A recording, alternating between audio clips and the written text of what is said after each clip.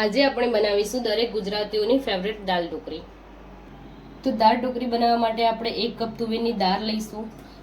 એ દાળને આપણે સરસ રીતે 2-3 પાણીથી ધોઈ લઈશું।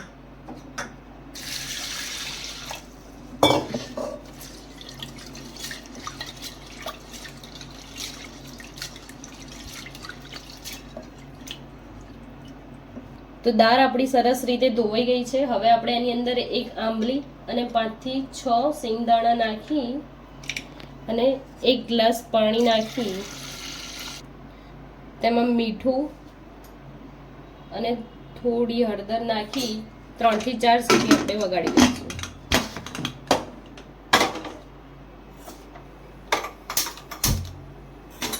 આપણી દાળ બફાઈ જાય ત્યાં સુધી આપણે સાઈડમાં ઢોકળીનો લોટ બાંધી લઈશું। તેના માટે આપણે લઈશું ઘઉંનો લોટ। એની અંદર આપણે હળદર, મરચું પાવડર, ધાણા જીરું પાવડર, ગરમ મસાલો, અજમો,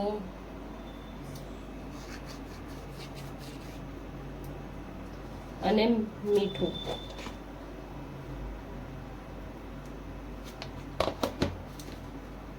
ને પછી આપણે એની અંદર મોયણ માટે તેલ નાખીશું।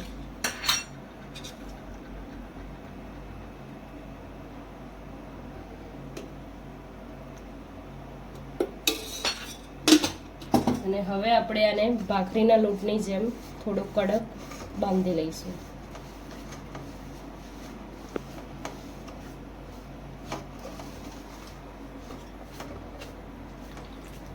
જરૂરિયાત મુજબ આપણે પાણી નાખતા જઈશું।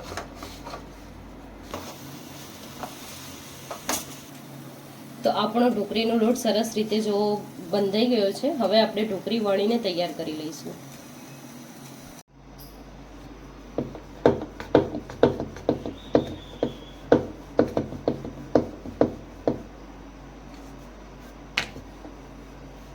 જો આપણે આ રીતે પતલી ઢોકળી વણીને તૈયાર કરી લઈશું। તો આપણી દાળ સરસ રીતે બફાઈ ગઈ છે। હવે આપણે એને બ્લેન્ડરથી ક્રશ કરી દઈશું।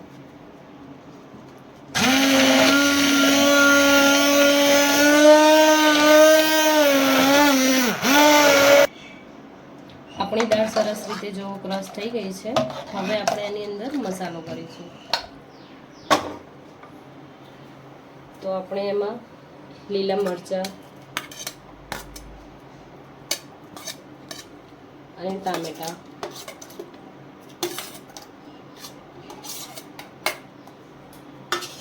હવે આપણે એમાં ગોળ નાખીશું,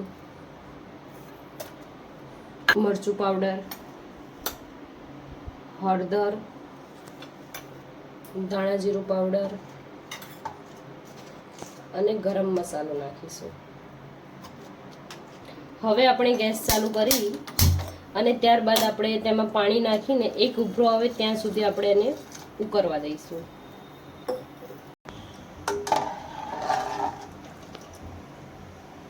આપણી દાળ ઉકળી જાય ત્યાં સુધી આપણે ઢોકળી કટિંગ કરી લઈશું।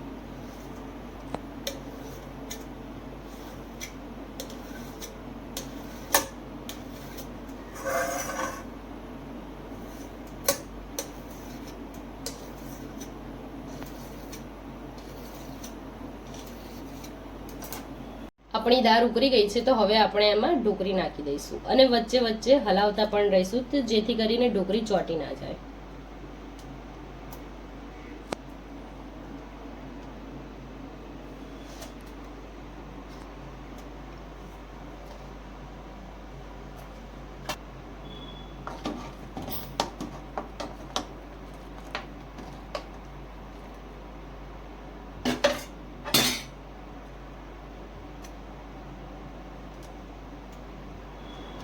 હવે આપણે ઢોકળી વઘારી દઈશું। તેલ લઈશું તેના માટે। તેલ ગરમ થઈ ગયું છે। હવે આપણે એમાં રાઈ, જીરું, થોડું લાલ મરચું પાવડર અને લાલ મરચાં અને મીઠો લીમડો નાખી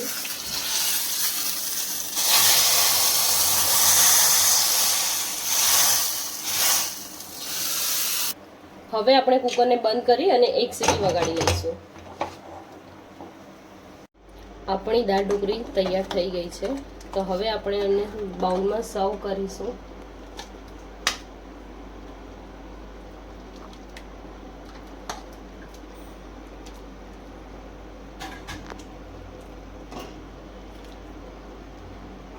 અને ત્યાર પછી આપણે તેની ઉપર કોથમીર અને થોડું ઘી નાખીશું.